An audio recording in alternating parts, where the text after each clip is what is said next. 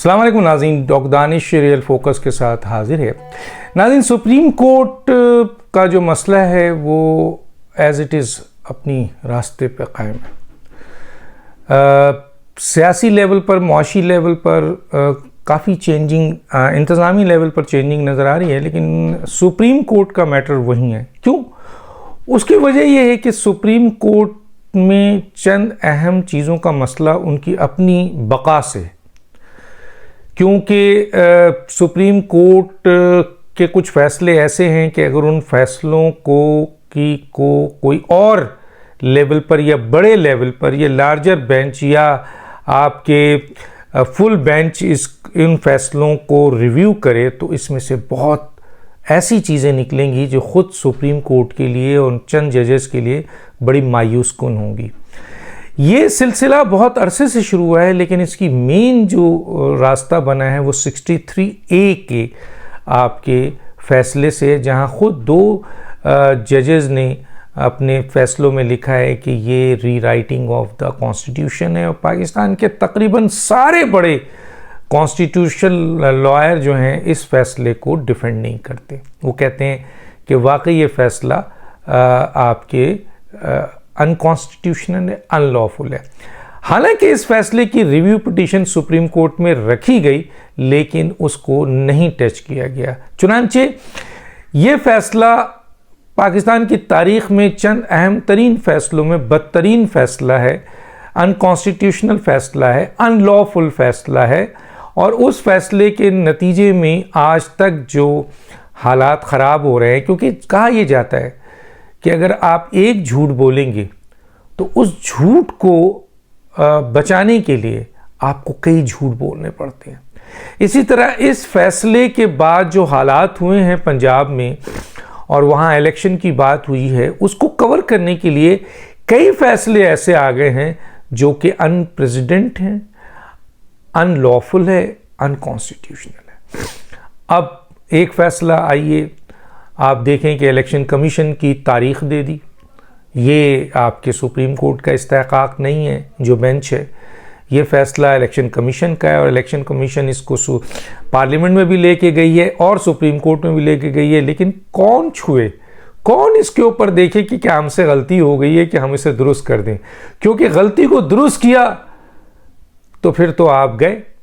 दूसरी तरफ आप ये देखें कि आइन का आर्टिकल 224 है, उसको बार बार पीटा जाता है कि जी आइन में तरमीम नहीं हो सकती, लेकिन सुप्रीम कोर्ट ने उसमें तरमीम कर दी और ये कहा कि जनाब उसमें कुछ दिन आप आगे भी ले सकते हैं। तो कुछ दिन आगे सुप्रीम कोर्ट के आइन के आर्टिकल 224 में कहाँ है और 280 आर्टिकल और 7 शेड्यूल में कहाँ लिखा है, हमें भी बता दें कि आप कर सकते हैं। और अगर 254 का आप हवाला देते हैं तो फिर 254 पे तो इलेक्शन कमीशन को ज़्यादा इख्तियारात है, क्योंकि उसके पास इलेक्शन एक्ट 2017 का 58 भी है, जिसमें अगर ऐसे हालात हों तो वो आगे कर सकता है डेट, उसको दिया गया है। तो आप 2183, 219 की मुकम्मल खिलाफ वर्जी कर रहे हैं, 224 की भी खिलाफ वर्जी कर रहे हैं। फिर आइए पार्लियामेंट ने एक कानून बनाया, वो कानून अभी बना नहीं है और आपने उसको मुअत्तल कर दिया। ये दुनिया में ऐसा कहीं नहीं हुआ, पाकिस्तान की कोई हिस्ट्री नहीं है ऐसा कोई प्रेसिडेंट बता दें कि ऐसा कोई हुआ हो अमल, ऐसा कोई अमल नहीं हुआ है। अनप्रेसिडेंटेड ये काम हुआ है। इसी तरीके से अब आपने इंक्वायरी कमीशन बनाई है जो कि आपके, हालांकि जुडिशल ख़ुद चीफ जस्टिस साहब के रिमार्क्स है, ज़रा इस रिमार्क्स को देखिए और अमल को देखिए। रिमार्क्स ये है कि किसी जज के ऊपर कोई रेफरेंस अगर भेजता है, कोई एलिगेशंस लगाता है, कोई शिकायत करता है, तो ये ज़रूरी नहीं कि ये उस जज को आप बेंच से ना बैठाएं। ये उनका स्टेटमेंट है। ये फ़ैसला सुप्रीम जुडिशल काउंसिल करेगा कि वाकई ये शिकायत, ये एलिगेशन, ये रेफरेंस सही है, और अगर सही है तो फिर सुप्रीम जुडिशल काउंसिल मना कर देगा इनको बेंच में बैठने से। तो हमारा सवाल ही यही है कि आप सही कह रहे हैं, लेकिन ये तो बताएं कि रेफरेंसेस, एलिगेशन, शिकायत जब पहुंचती है सुप्रीम कोर्ट में तो उसके लिए सुप्रीम जुडिशल काउंसिल जब तक नहीं बैठेगा तो ये फैसला कैसे होगा कि ये एलिगेशन सही है, ये शिकायत सही है, ये रेफरेंस सही है। और ये सुप्रीम जुडिशल काउंसिल का इजलास बनाना चीफ जस्टिस आपका इख्तियार है। चुनांचे आप इजलास नहीं बुला रहे और आप इनको बेंच में बिठा रहे हैं, तो ये बहुत बड़ा कानूनी तजाद है। माजरत के साथ अखलाकी, कानूनी सारे तजाद इसमें शामिल हैं। अब आ जाइए आप कि आप इस ऑडियो लीक्स के हवाले से क्या वजूहात है कि इस इंक्वायरी कमीशन को, जो कि बनी है आपके माजी में भी बनी है, और चीफ आपके ये इस्तेहकाक गवर्नमेंट का है। आप ये कह रहे हैं कि जी गवर्नमेंट ने आपसे क्यों नहीं पूछा। गवर्नमेंट ने आपसे इसलिए नहीं पूछा कि आप खुद इसमें मुल्जिम ठहरते हैं। तो मुल्जिम से पूछ के कि किसको जज लगाया जाए इस कमीशन का, किसको नहीं लगाया जाए, ये अगर प्रैक्टिस हो गई तो आइंदा आपसे भी मुल्जिम ये कहेंगे कि फ़ला जज को बैठाइए, फ़ला जज को बैठाइए, है या नहीं। और दूसरा, आप एक जुमला और कह रहे हैं जिसकी मैं वजाहत कर दूं एज ए तालिब इल्म। आप कह रहे हैं कि जनाब माजी में नज़ीर ऐसी मिलती है, माजी में ऐसी नज़ीर मिलती है कि जनाब चीफ जस्टिस से पूछा गया, कानून नहीं है, मैंडेटरी नहीं है, लेकिन नज़ीर मिलती है। तो नज़ीर और कानून का कोई जोड़ नहीं है। जब हम कानून की तरफ से देखेंगे तो फिर नज़ीर गई, और अगर फ़र्ज़ कीजिए कि हम कानून की नज़र को बंद कर लेते हैं तो फिर नज़ीर देखा जा सकता है। अब उसकी एक बहुत अहम मिसाल मैं देता हूँ। उसकी अहम मिसाल है कि आर्मी चीफ की जो अपॉइंटमेंट होती थी वो वज़ीर आज़म अपने ऑर्डर से उनकी एक्सटेंशन कर देते थे। माजी में नज़ीर तो यही मिलती है, लेकिन जब उसका टकराव कानून से हुआ और जब किसी ने ये कहा कि नहीं कानून में ऐसा नहीं है, तो फिर वो नज़ीर चली गई तेल बेचने। माजरत के साथ कहाँ चली गई? तेल बेचने चली गई, क्योंकि उस नज़ीर को, उस प्रैक्टिस को जो बार बार हो रही थी, उसको उठाकर खुद सुप्रीम कोर्ट के जजेस ने कहा जब कानून में नहीं है तो नज़ीर की क्या अहमियत है, कानून पे आए, पहले कानून बनाए फिर एक्सटेंशन होगी। तो यहाँ अगर कोई नज़ीर थी कि चीफ जस्टिस से पूछा जाता था, लेकिन जब कानून देखें तो कानून में मैंडेटरी नहीं है कि चीफ जस्टिस से पूछा जाए, और फिर उस चीफ जस्टिस से जो खुद इस केस का मुल्जिम है, कैसे हो सकता है। चुनांचे हुकूमत का ये इलेक्शन कमीशन का जो इंक्वायरी कमीशन है, इसको आपने मुअत्तल कर दिया। आपने वो लॉ जो बनाया पार्लियामेंट में उसको मुअत्तल कर दिया। मसलन इंतज़ामिया तो मफलूज है, इलेक्शन कमीशन की डेट देकर और उसको डिक्टेट करके आपने इलेक्शन कमीशन को मफलूज कर दिया। आप जिसे चाह रहे हैं मफलूज कर रहे हैं। खुद सुप्रीम कोर्ट के अंदर 7 जजेस को आपने मफलूज किया हुआ है, क्योंकि सारे केसेस इसमें भी देखिए कि वो लोग बैठे हैं इस बेंच में जो शिकायत सुन रहे हैं, वो 2 जजेस बैठे हैं जिनके बारे में ये कमीशन बना है। यानी ऑडियोज़ में चीफ जस्टिस अता बंदयाल साहब का भी जिक्र है और जस्टिस मुनीब अख्तर का भी जिक्र है, और ये दोनों बैठे हैं। दूसरा, 2 जूनियर जजेस को लेके बैठे हैं यहाँ पे जिनके मफादात हैं कि अगर चीफ जस्टिस साहब चले जाते हैं तो फिर जो नए चीफ जस्टिस आएंगे, जो भी बेंच बनेगा, उनमें इन 2 जूनियर जजेस का रहना बड़ा मुश्किल हो जाएगा।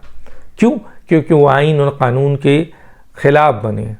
ठीक है, वो भी एक प्रैक्टिस का हिस्सा रहा, लेकिन इस पे बिल्कुल क्लियर है। तो जाहिर है उनके मफादात भी टकराएंगे और वो ऐसा कोई फ़ैसला नहीं होने देंगे उस वक्त तक जब तक चीफ जस्टिस साहब की रिटायरमेंट ना हो जाए। उस वक्त तक वो पूरी सपोर्ट करेंगे हर उस फैसले को बादियो नज़र में, जिसको कहा जाता है, जिसकी बुनियाद पे उनके मफादात को ठेस ना पहुँचे, वरना वो भी फारिग हो सकते हैं। ये है पूरा का पूरा एक मुकम्मल सिलसिला, और मौजूदा बेंच को ये पता है। देखें, माजी में तो ये भी होता है ना, आप नज़ीर क्यों नहीं, अगर नज़ीर यहाँ पे है तो नज़ीर इसको भी बना लें कि अगर किसी जज के ख़िलाफ़ कोई केस होता है, ये कोई बात की जाती है, कोई उंगली उठाता है, वो इस बेंच से अलग हो जाता है। आप पर उंगली हुकूमत उठा रही है, पूरी दुनिया देख रही है कि आप उस बेंच में शामिल हैं, यानी आप ही मुनसिफ, आप ही मुल्जिम। ये कैसे हो सकता है? लेकिन हो रहा है, और बड़े धड़ल्ले से हो रहा है, और इस धड़ल्ले के बुनियाद पर जो चाहे आप कर रहे हैं, क्योंकि सामने एक बुज़दिल हुकूमत है। अटॉर्नी जनरल के बारे में तो मैंने कहा है कि ये अटॉर्नी जनरल ये जो इनका जो रोल है, अव्वल तो सुप्रीम कोर्ट इनको बच्चा समझ के कहती है यार तुम बहुत शरीफ आदमी हो, साइड में जाओ, यही स्टेटमेंट आता है। दूसरा हम देखते हैं कि ना तो इनके पास या तो दलाइल है या तो दलाइल नहीं है, या फिर दूसरा है कि दलाइल हैं लेकिन ये बहुत खूबसूरत खेल खेल रहे हैं ताकि कल कला को जब अटॉर्नी जनरल से हटें तो इन्हीं जजेस के सामने उन्होंने प्रैक्टिस करना है। तो हुकूमत को भी खुश, सुप्रीम कोर्ट को भी खुश। ये अटॉर्नी जनरल का खेल है। हकीकत में अटॉर्नी जनरल की ये जॉब नहीं है।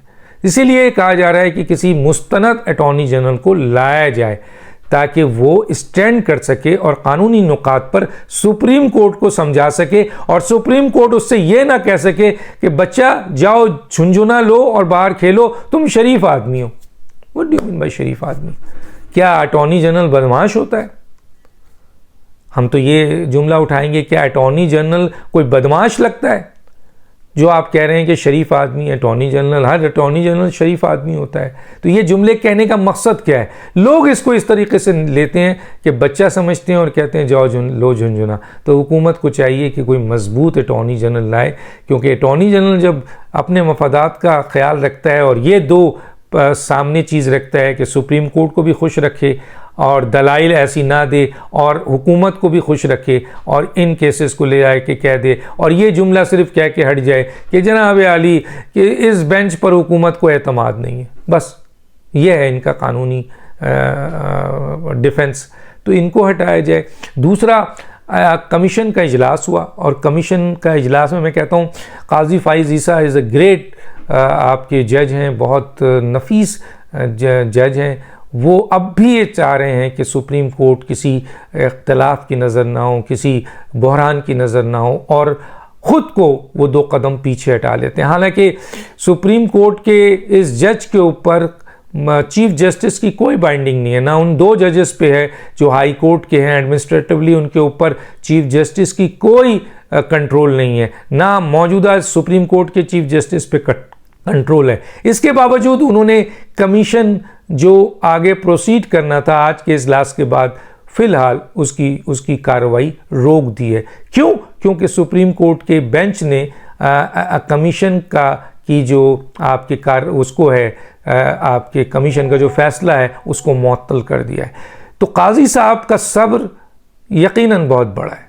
काजी साहब का सुप्रीम कोर्ट के अंदर बैठकर और कमीशन के अंदर वो चाहते तो वो ये भी कर सकते थे कि ये एक लॉ है और ये लॉ हुकूमत ने बनाया है और उस हुकूमत के लॉ की बुनियाद पर ये कमीशन बना है और मैं किसी का बाउंड नहीं हूँ कि मैं उसका फ़ैसला मानूँ। मैं ख़ुद एक सीनियर जज हूँ और ये दोनों भी एडमिनिस्ट्रेटिवली चीफ जस्टिस के कंट्रोल में नहीं आते, चुनांचे इनसे पूछना मुनासिब नहीं है।